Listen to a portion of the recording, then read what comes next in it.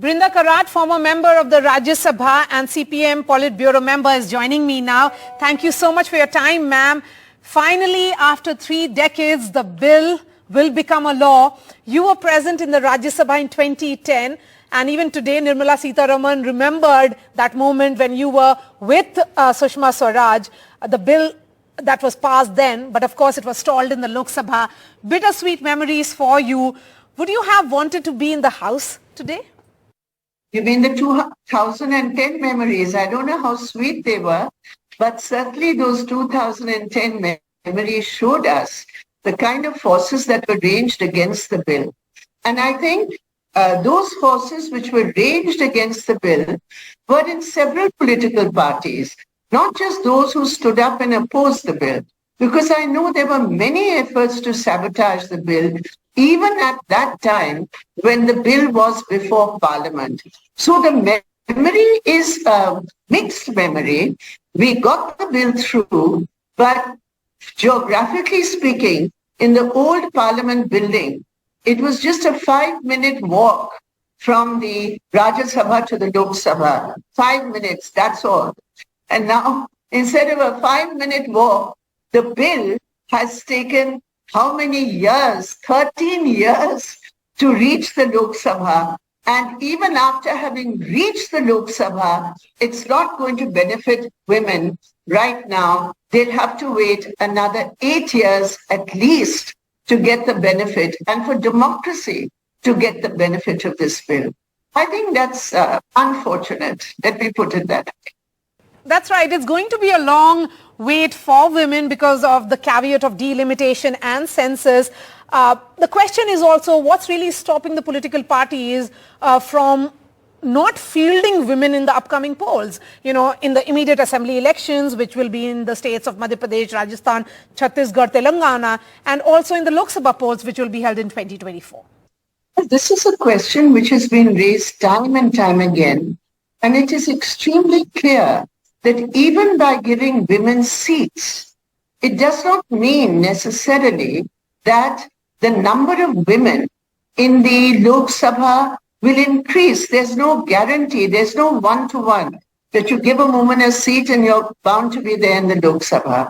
That's not happening. You can give women good seats. You can give women bad seats unless there is a legal requirement, either through the proportional system, which many countries have, that every third candidate a party wins with a certain minimum number of percentage of votes, they automatically get on the list, and then you ensure that if every third woman is on that list, then you can ensure if a party gets a particular percentage, you will ensure more women in the elected body. This way, it's just, okay, parties can give tickets. What kind of seats they get, that's up to the political party. How many women win those seats, that's also not guaranteed. And therefore, after so much debate, after not just 1996, the debate has been going on since 1988, when the National Perspective Plan was put forward.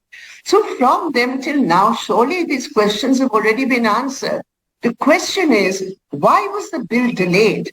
When the Bharatiya Janata Party gave an assurance before the 2014 elections, vote for BJP, you'll get the women's bill. Why was it not brought in 2014?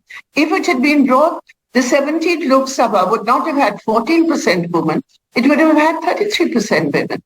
Even today, if it had been brought with the assurance that the earlier bill, which was by lottery, by the lot system, if that had been ensured and it had been passed in 2019, when the government got a second term, well, you would still have had one-third reservation next year. That's what happened. And now we are told, wait for another 8 years. I think that's unfair. And not it's unfair only to women, which certainly it is. It's unfair to Indian democracy. It's democracy which suffers. And that's why I'm so totally opposed to what has been written in the objects and reasons statement in this bill. It's not an election manifesto of the BJP. How come you're talking about gas cylinders and toilets? I mean, those are important issues. But why aren't you giving a history of the bill in the preamble to the bill? Why are you making it an election manifesto of the BJP? The near unanimity with which it has been passed, would you say that the bill has traveled a long, long way and no party can afford to oppose it? In these times, given the role women play in elections, they are almost like a crucial voting constituency which tilts the balance of power? I mean, I must thank you for asking that absolutely relevant question because it's so true. If the bill is alive today, it is because of women's organizations, women's movements in the local bodies who have proved through their work that they are not proxies. And the kind of dismissive attitude, the kind of contempt that they had to face, the kind of barriers that they had to face, they overcame those.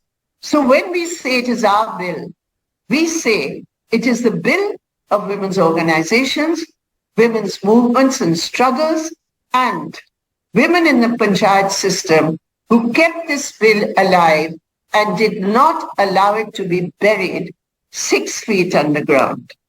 Brinda Karat, really appreciate your time. Thank you so much. Thank you.